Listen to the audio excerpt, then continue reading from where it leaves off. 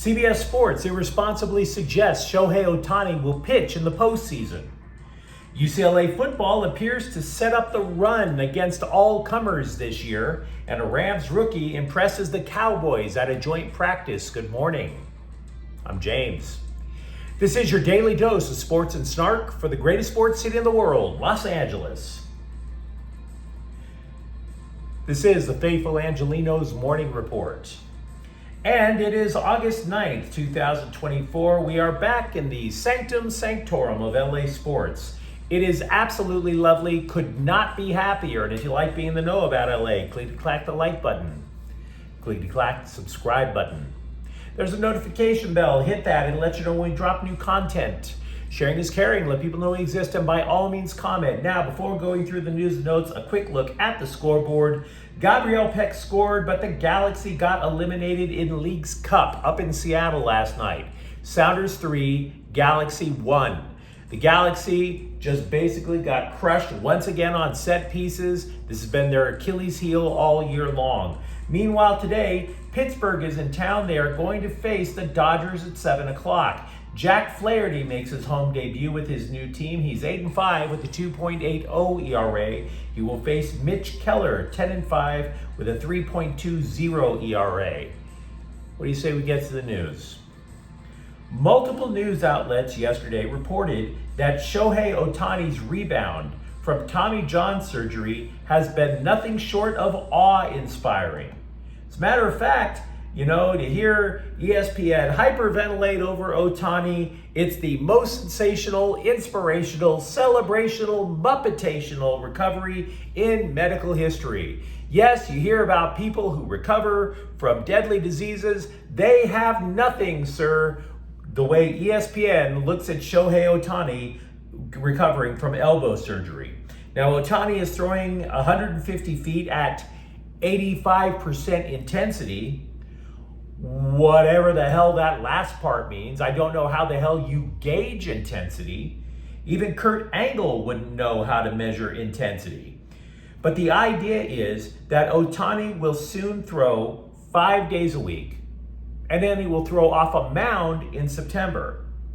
And that is where the responsible journalism ended.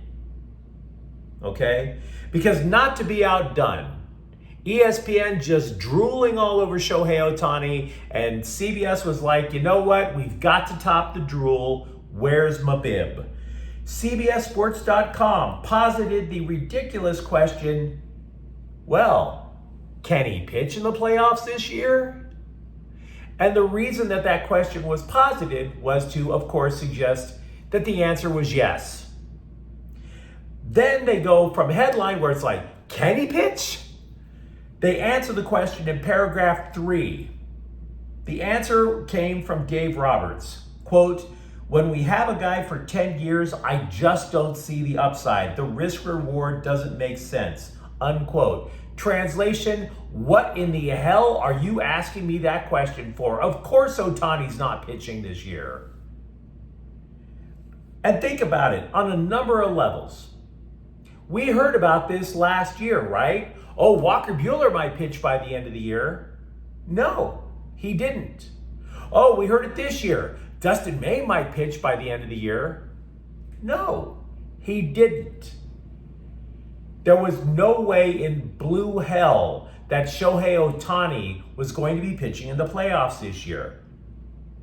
Besides, as it stands, just having Ohtani in the lineup, the dude is on a roll to become the first full-time designated hitter to ever win the MVP award.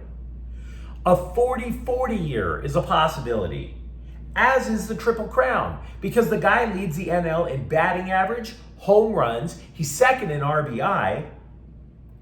But I want to return to the pitching part for just a moment more, because this is what should concern you if you're a Dodgers fan for next season. Do you know who hasn't been involved in any way with Ohtani and his recovery thus far? Pitching coach Mark Prior. The guy who has overseen dozens of pitchers blowing their arms to smithereens, Mark Prior. The guy who currently oversees one of the NL's worst pitching staffs, Mark Pryor. He's had nothing to do with Shohei Ohtani so far, and Shohei Ohtani's successful. Gee, I wonder what history would tell us once Mark Pryor gets his hands on a $700 million player who can pitch. Any guesses on a second and a third Tommy John surgery? Not saying it's a fait accompli, but shoot, we've seen this movie before. As for pitchers who believe they will be pitching by the end of the year, Yoshinobu Yamamoto told the Scribes that he plans on throwing a couple of additional bullpen sessions before going on a minor league assignment and, quote, I think my shoulder is feeling pretty good. I'm not concerned about the injury itself, unquote. Gavin Lux said he is intentionally swinging harder now after a year of pulling ground balls. He admitted that his swing was kind of soft because he was guarding putting pressure on his surgically repaired knee. And then he simply looked at the batting average, as we all were looking at his batting average, and he got fed up with himself. And he said, to hell with it, I'm going to let it rip. He took a trip to Washington, or I should say, my bad, took a trip to Wisconsin to hang out with his uncle, who was a former baseball coach. Both of them were looking at film. They noticed that Gavin Lux's old swing was just savage, just violent. Hitting coach Robert Van Sciolak told The Athletic, quote, he's like, screw it. If I'm going down aggressive. I think there's some freedom in that, unquote. The Boston Globe is also reporting that the Dodgers are allegedly interested in former starter Rich Hill, who has not pitched in the majors this year. Hill is going to audition for teams this year today, in the hope of getting signed for a 20th major league season. 20 years. And if you're saying to yourself, wait, doesn't that make him old? Well, that's relative. I'm 56. He's not what I would consider old, but to you guys, to anybody else who watches professional sports, he's 44. He's frickin' old. Let's be honest with ourselves. I'm not holding a tryout for a Major League Baseball team anytime soon. There's a reason for it. Well, aside from the pronounced lack of talent, but you get the idea. Over in Westwood, all of the online chatter that I saw about UCLA football yesterday focused specifically on the running game. For example, the LA Daily News referred to the running backs overall as, quote, quietly cutthroat, unquote. Now, the competition isn't just limited to the fastest guy or the guy who has the best moves or the best hands. Running back coach Marcus Thomas said, quote, everybody wants to kill the defender when they block, unquote. And then Deshaun Foster, a former running back, as we all know, chimed in, quote, guys are fighting for 2-3 spots.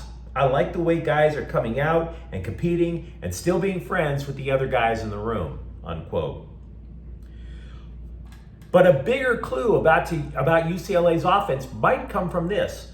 Fullback Anthony Adkins is back with the Bruins after an injury in spring practice. He had transferred to the Bruins from the military academy. He was the 4th leading rusher for UCLA last year. But here's the point. Here is something I did not know that might give us all a clue as to what UCLA might be doing on offense. They have 3 fullbacks. 3 fullbacks. A position that's gone the way of the dodo over the NFL. Fullbacks. I'm anticipating power running. This is just a guess, but I would anticipate it. You have 3 fullbacks. And we've discussed at length how USC football wants to get bigger for the move to the Big Ten Conference, but UCLA apparently got the memo too. Recruits from the class of 2023 to the present day, they are an average of 25 pounds heavier on the interior offensive line compared with the classes of 2018 to 2022. Offensive tackle, those 2 same time frames, they are now coming in 19 pounds heavier. If you're looking for one guy as an example, freshman Marquise Thorpe Taylor weighs in at 315 pounds. And Foster said, quote, "It's changing, you know? You're playing different ball now," unquote.